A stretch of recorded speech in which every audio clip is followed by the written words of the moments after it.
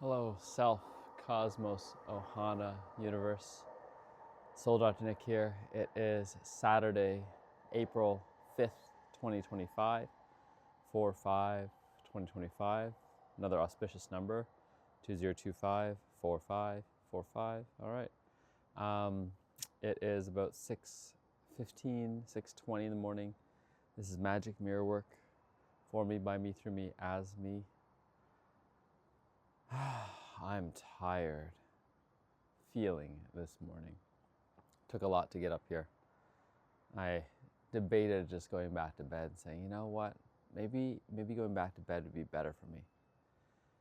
And then I just remembered, it's like, this is that one time of day where there's that unique light, and let's get up here for this deep infrared light. Let's keep doing this, and then if I want to, shortly after sunrise, I'll go back down and I'll rest. And it's okay. And I've neither failed nor succeeded, but I got to make a choice. Interesting. I think I can still see a star in the distance while sunrise is happening, which is always such a fun thing. Or it could be a plane. Or it could be a spaceship. Or any of the above. So, I will continue to keep an eye out. Most likely it's a plane, but I leave open all possibilities. Last night I was tired. I got this pain in my ear, which has improved in terms of it feels a little bit less severe. I used a little cotton swab inside my ear just to dry it out after the bath. And it was challenging because it broke up the normal routine that we have. And I can see now it was important to say, because I passed the fuck out PT, FO, without even realizing it. I was gone. So this morning at 2:30, my cat woke me up, and I was like, all right, feed the cat, go back to bed. Had some crazy dreams about this modular device that people can buy that will help with something.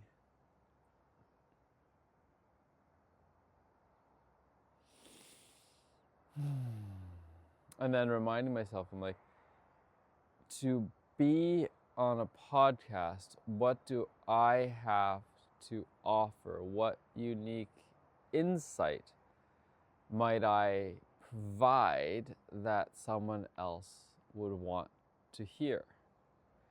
And that is part of it. And I'm contemplating that because I and my team have stated our target or our goal, to make it simple, is get onto Aubrey Marcus's podcast. Not good, not bad, not better, not worse, but it's a visible, prominent podcast. It's related to me because I talk about Fit for Service, and having met him and being a part of that program for a whole year, which I remember I used to call him Aubrey Marcus AM, and I'd always get it backwards, Marcus Aubrey, and be like, oh, MA, Master Architect.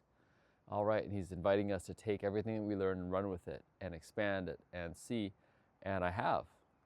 Whether it's running retreats, whether it's running programs, creating more longitudinal parts of it, diving into different aspects, different modalities, diving into inquiry, diving into community, collaboration. Oh.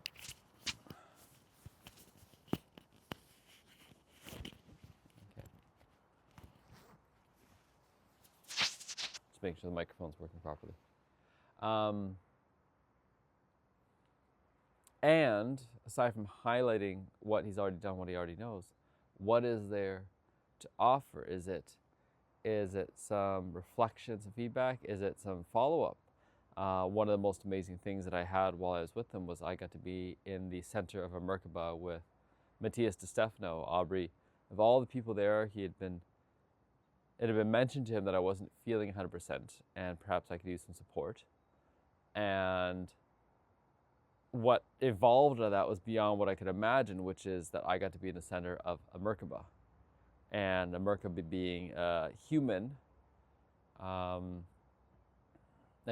ceremony, and creating an energy vortex. And in that creation, creating what could have been a giant electronic bomb, it felt like. But instead of doing that, I could see I could create this energy going backwards and forwards through time, inwards and outwards through myself.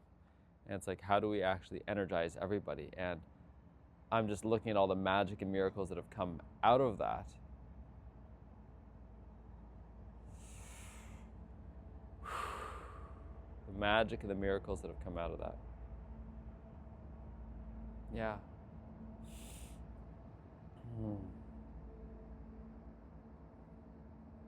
So grateful. So grateful for his 4-month money back guarantee, because that's what had me sign up. Like, it was a ridiculous policy, a ridiculously good policy for someone like me to sign up. But in terms of a business standpoint, I imagined it got to be ridiculously challenging and a reflection.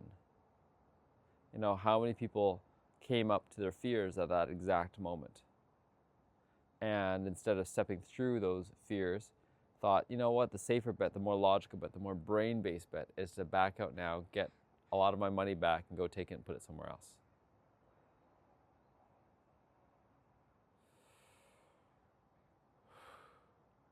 It's interesting. I listened to, I think, Dr. Demartini, and one of his policies is, yeah, you can have a money-back guarantee. But if you do take us up on that, you cannot join any other programs until you pay it back first. Because obviously, if you want to come do something else, then it was worthwhile. And then, gotta sneeze.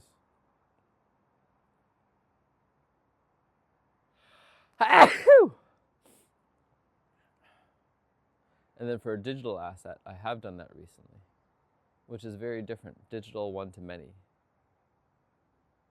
Yeah, so just, I'm noodling on a bunch of stuff. I'm noodling on what value does I bring, not just to this podcast, but podcasts in general. Why does someone want me on there? Aside from riffing, aside from mirroring, aside from reflecting, aside from sharing stories, what is it that I have to offer? There's a part of me that feels a little lost. This is probably a question to put to my team. Hey gang, I look forward to us going back and forth on the main messages, riffing back and forth, and I look forward to us going back and forth on what it is I have to offer, because I get lost. What is it that's actually neat and unique about me, aside from my own story? Part of it as well is just transforming things into more play. How much more playful was things near the end of Fit for Service versus the beginning? How to draw people into that playfulness. How many people had their first Hape experience, had their first experience of just saying hello, hugging, breath, could see that you could both be a participant and a facilitator? How many people have stepped into their facilitation role? And I've spoken to many of them, and part of it that I've really gotten from being there is both being, and I'll just say it this way because I do believe I'm an excellent facilitator. And one of the things that makes me excellent is my humility. I take a second and say, am I part of something? Am I holding something? Am I owning something? And then I'm taking a step back going, my role when I'm asked of something from someone else is not to try to make myself above them. In fact, if anything, it's always interesting when I get to reflect back to them. You are so powerful here. If you want to use the old comparison method, you're probably more powerful than I am. Or that's what it occurs to me right now. And that's neither good nor bad. And it's my practice to say that. Because can I say that without diminishing myself? Can I say that not without diminishing? Can I say that without feeling diminished? And it's games upon games upon games, fuckery upon fuckery upon fuckery. Sometimes I'm just trying to fool myself. My thing I have right now is still around some money stuff. Because there's a part of me that's like, I'm still not earning enough from what I'm doing, the way I'm doing it, to sustain our lifestyle, our family. And there's meaning behind that, like, how am I failing my family by not doing that? And I know that's not the truth. And letting that be present helps me to clear up this money stuff. If I want to partner someone, I want to make them a client, do I want to make them a customer, do I want to be friends with them, do I want to be da da da da, and it gets confusing for people.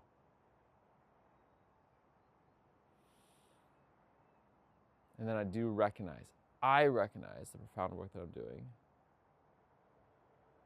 but it's not always recognized, and then I do get upset. Like there's part of my ego going, why can't you see how powerful this was for you? And then that's on me. So I'm still holding on to so much stuff. And then in my own life, my own relationships, I'm grateful at the end we got to hear a little bit that they were going through their challenges, but it would have been wonderful to actually be more witness to that during the program as well, but it's different. And then the thing that I remember, I said, the length of the container multiplied by the number of people is the length of the marriage you're trying to create.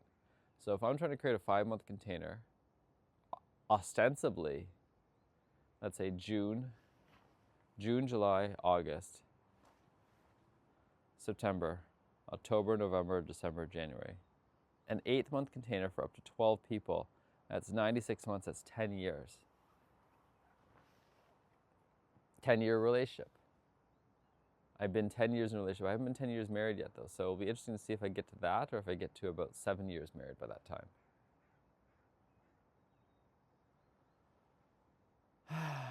And regardless of how long it's created, it's going to be okay. It's going to be okay.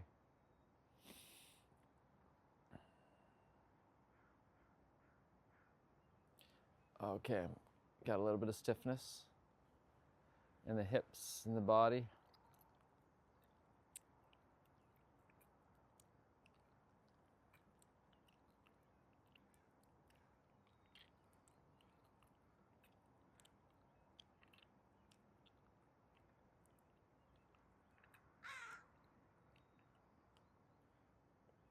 Stretching at the tongue, stretching at the neck. Part of this reminder is stretching. I'm a genius and I apply my wisdom. I feel to heal. I always have a choice. Everything's a story. The only constant is change. I do what I love and I love what I do. Wisdom is the instantaneous recognition that crisis is a blessing. If my mother was the mother I hoped she would be, I would not be the man I'm proud to be today. I do what I love and I love what I do. Whatever I have done or have not done, I am worthy of love. Today is going to be a wunderbar day.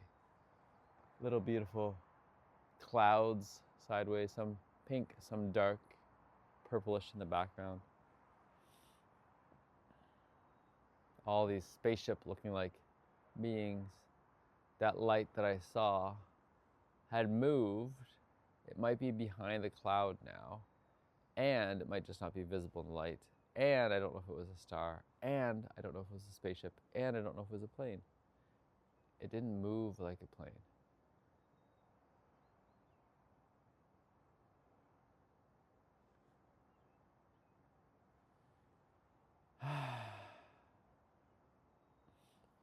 So many unexplained phenomena in this lifetime. And being okay with it. Like most of life is unexplained, unexplainable to me right now. And then taking a look into life differently, whether it's the material side, looking at all these artificial materials, which really blew up in the last 30 years. Like I remember buying my first polyester jacket and spending so much money on it because it was like, this is unusual. And then non-native EMF, when we were first born, how many things were wireless? So few. So many things were plugged in, wired in. And then when things started becoming wireless, cordless, I had so many cordless phones and they were probably the worst thing. Just forgetting that most of this technology is just dirty technology. And that's part of it with the blinds that we had probably. Having wireless blinds, I can just imagine what they're emitting, receiving all the time. All these quote-unquote smart appliances, ridiculous. Just fucking ridiculous.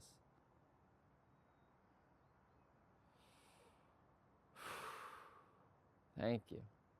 Thank you. Thank you. Thank you. What else is there? What else is there? What else is there? There's an unlimited number of possibilities, of interventions. That's an airplane for sure. That wasn't what I saw earlier. I don't believe so. It's coming from a different angle now again. Hello, Mr. Crow. Yellowish, orangish, peachish. Yeah, what is it that I have to offer in the conversations? What is it I have to offer in these podcasts? Where do I go with my own story? Like, what is it that's there?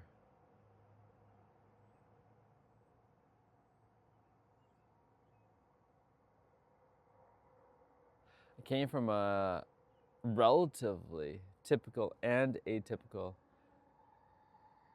Asian household, immigrant parents from Hong Kong, the success that you'd want, being doctors,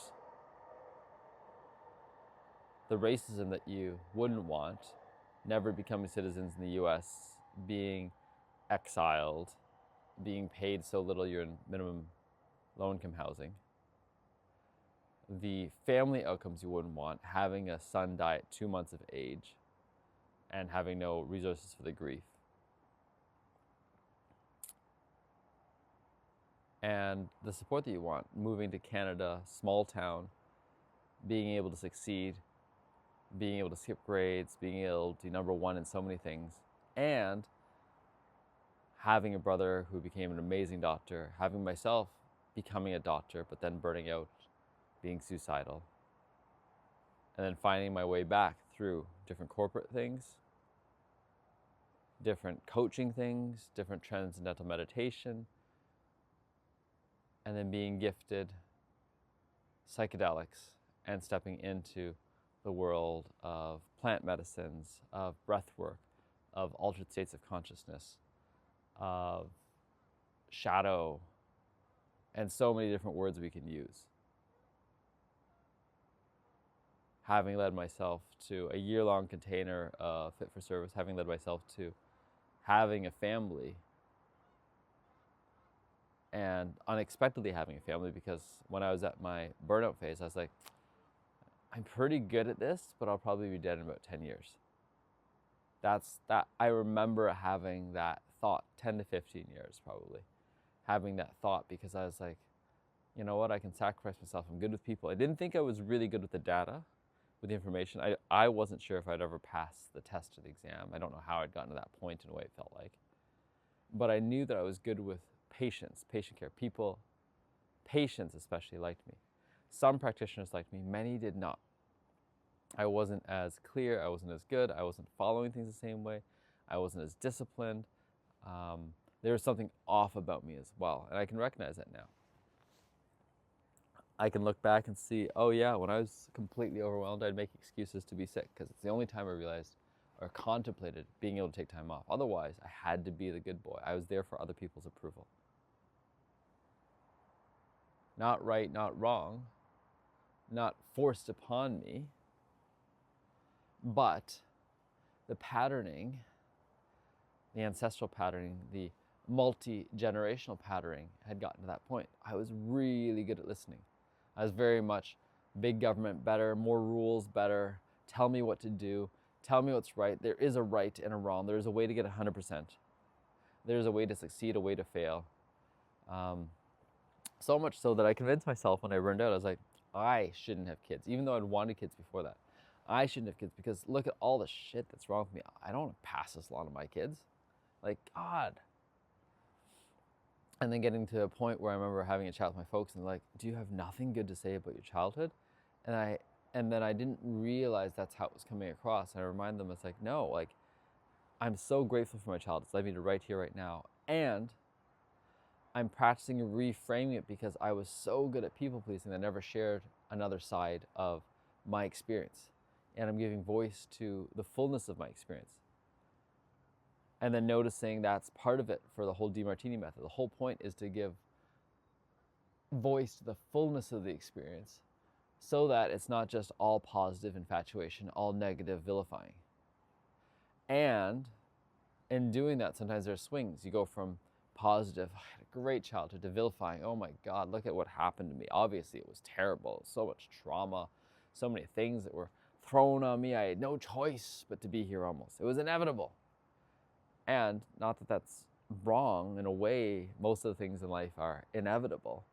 But also, it's coming from that victim blaming mentality. It's like, hey, you're the one that did this to me. If it wasn't for you doing this to me, I would not be this way. And I have no control over it, because if you did it to me, then you're the only one that can undo it. Yeah. That whole idea of co-creation. And then that whole idea of it's subjective. How do I look at it, right? Short-term pain, long-term gain. Like, is it great that I had a really challenging 36, 38 years of my life, still managed to find my beloved, still managed to get married, still managed to create all these skill sets so that when I'm finding myself and really starting to enjoy life, I actually have the skills and the tools that I want. Nowadays, being able to sing, being able to dance a little bit, being able to do gymnastics, being able to be very versatile in sports, being able to breathe, being able to sleep, wake up, being able to go through challenges, being able to be with medicine, altered states of consciousness, being able to be with different people, having such a circle of trust and people I know that I could trust, even if I haven't seen them in a long time or interacted with them in a while, that it would come back to that. Like, there's so many possibilities.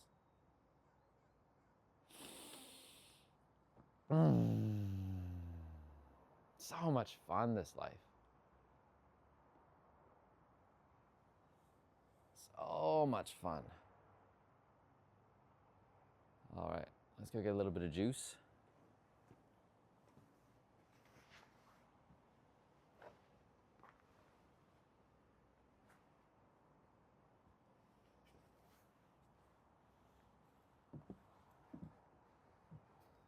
It's funny, is this going to be my standard spot, standing on this little base of the umbrella because I get to see the sun.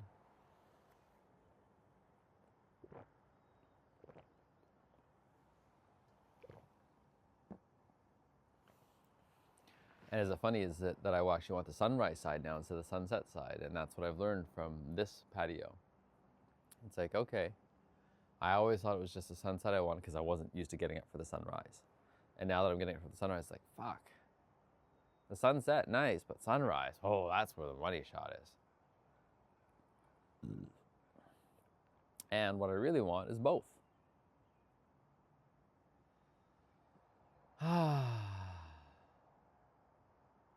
It's both.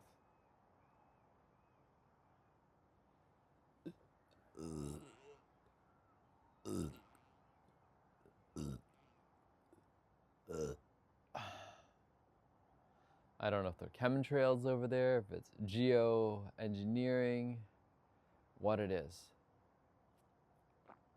There's so many things in life that are unknown.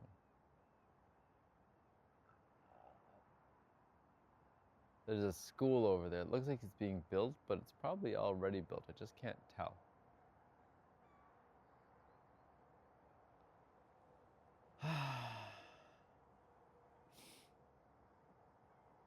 I found a girl for me.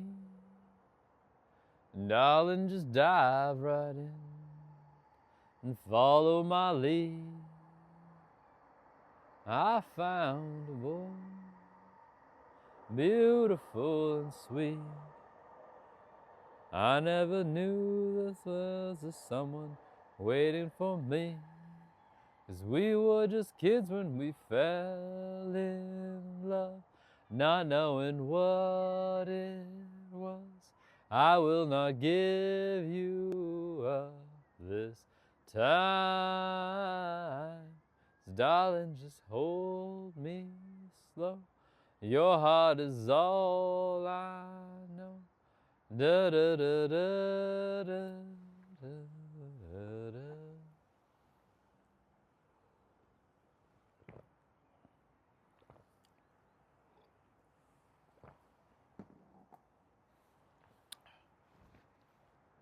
Just reminding myself, I listened to just the beginning of the Ed Sheeran podcast, and part of his meteoric rise to fame, so to speak, was his level of certainty about himself, of where he's going, of just we'll work it out, we'll figure it out, we'll figure it out, and just doing more. He did more concerts, more shows, more gigs, and so he was actually confident he could do anything. And the echo and the reflection for me is I've been able to say yes to many opportunities that are different than what I normally do. And it's funny that the reflection back to me is like, you had very specific requests, and A, I do, and B, I don't, but I'm not as clear about the requests ahead of time that I could have been, and sometimes how I work with people, how I interact, how I communicate, not always the best. If anything, I've been quite flexible in a lot of things, and that's me acknowledging my flexibility. And can I also see my rigidity then?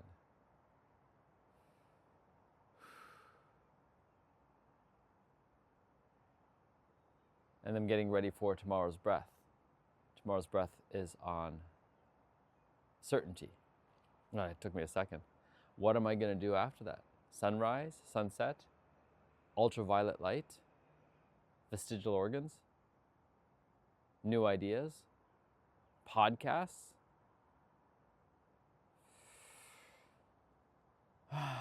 What themes are actually going to serve us?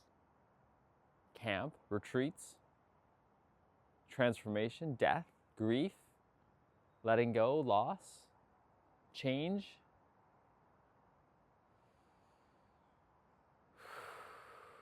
Courage, fear, fast versus slow.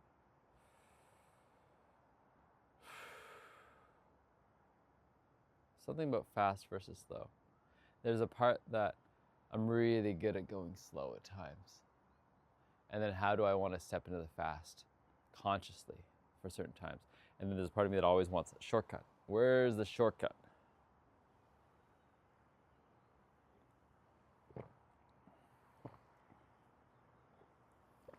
And then being able to choose the long cut at some times. What's the long cut? Shortcuts. Facilitation.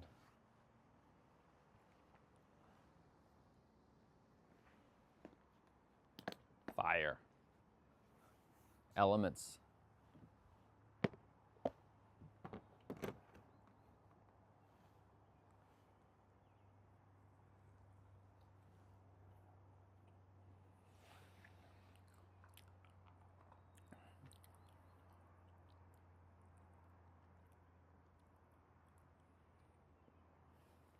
The elements.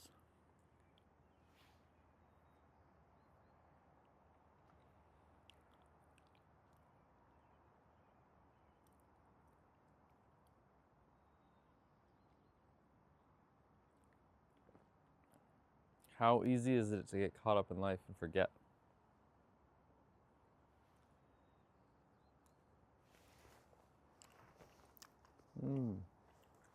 Loving dates these days. Nature's candy for sure. It's fucking candy. It's just granulated sugar essence.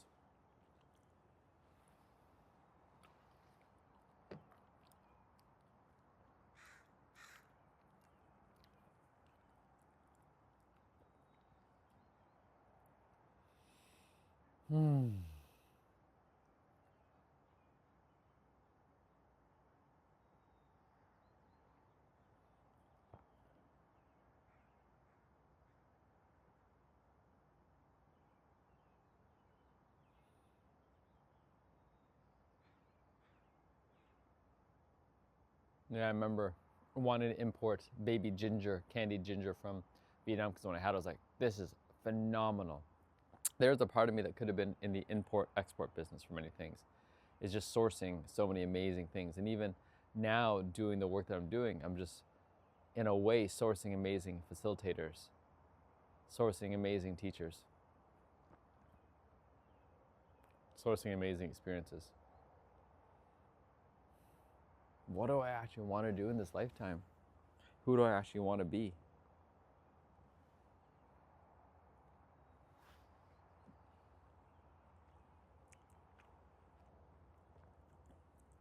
Letting that continue to evolve.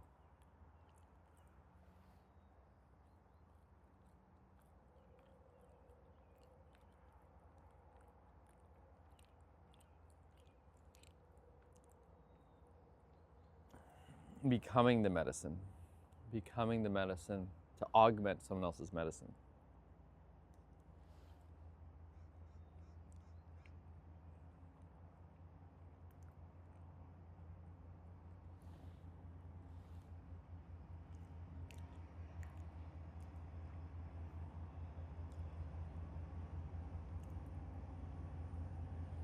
How to be that presence. How to be that presence.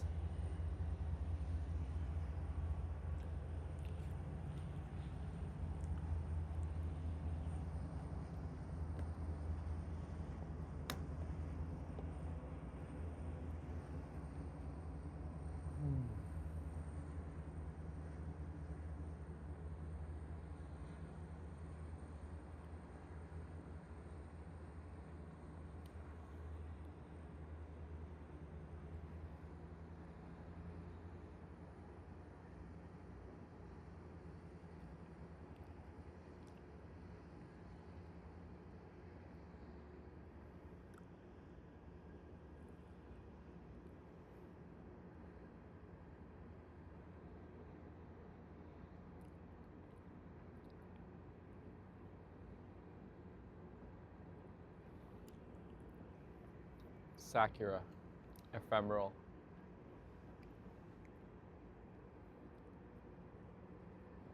Just a reminder that everything is ephemeral. Everything has this perfection.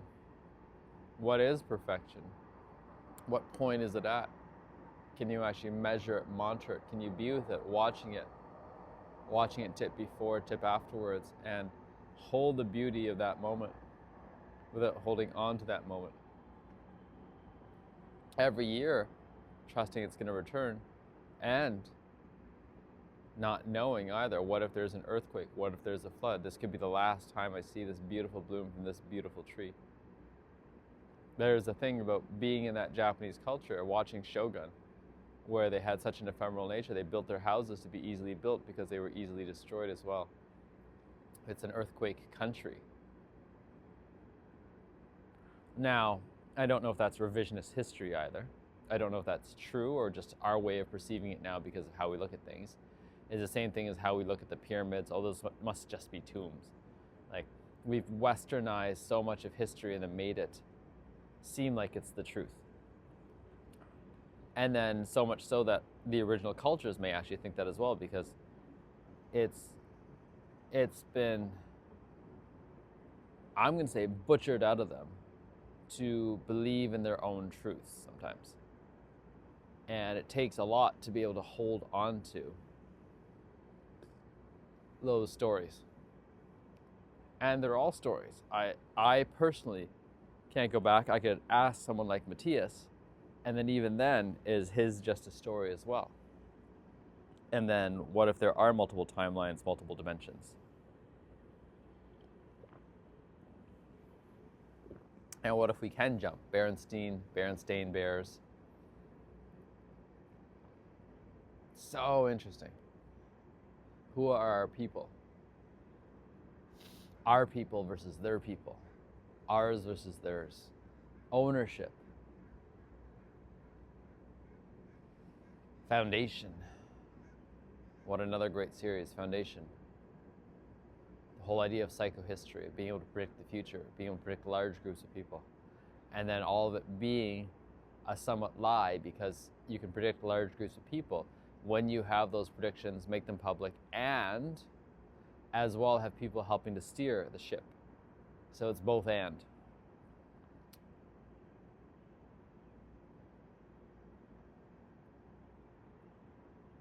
The fall of the Galactic Empire. Hari Seldon. Okay. Definitely feeling a little bit of a chill. Thank you, sun, for almost coming up over the horizon. Really seeing that yellow glow. Sunrise, sunset. Da da da da. Da da da da da. Da da da da da da da. Da da da da da.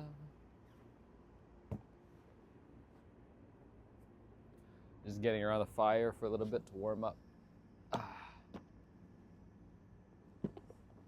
Whew. Having another date. See if that helps warm me up too.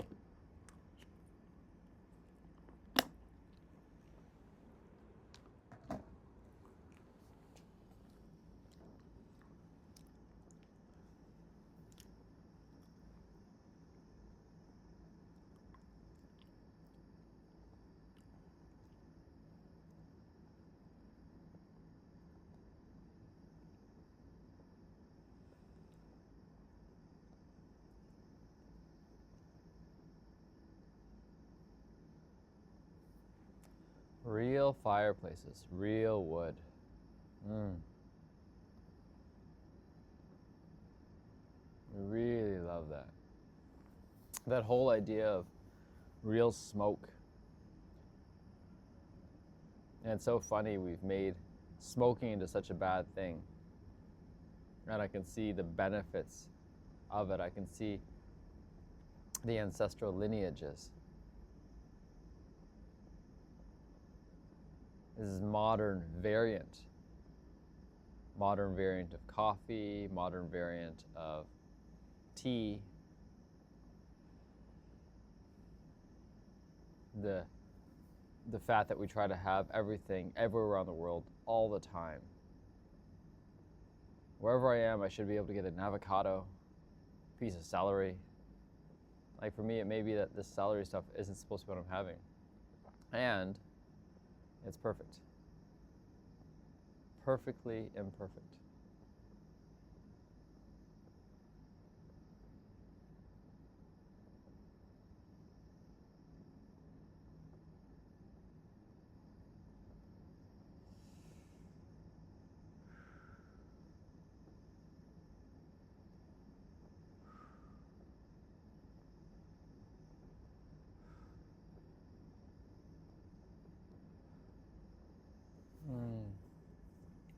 I'm just thinking about my friend Yumi, the comedian, and wanting to see her live sometime.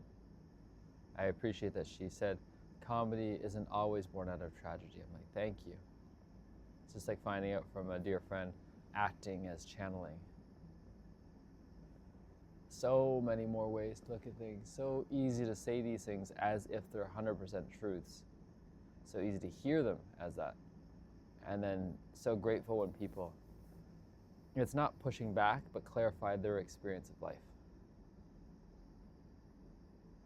Helps me to have another possibility.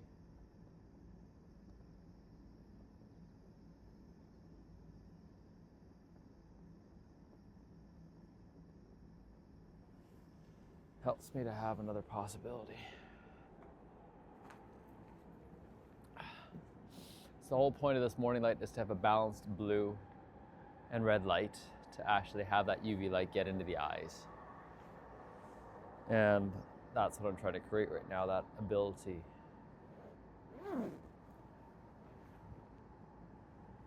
And so I'm trying to look at the sun as much as possible, looking at the clouds as they turn from yellow to white, being like, all right, there's less and less of the red light now, so I can head back down. This is me definitely trying to forge, fight ahead. I think that's enough of the magic mirror work right now. Ciao for now.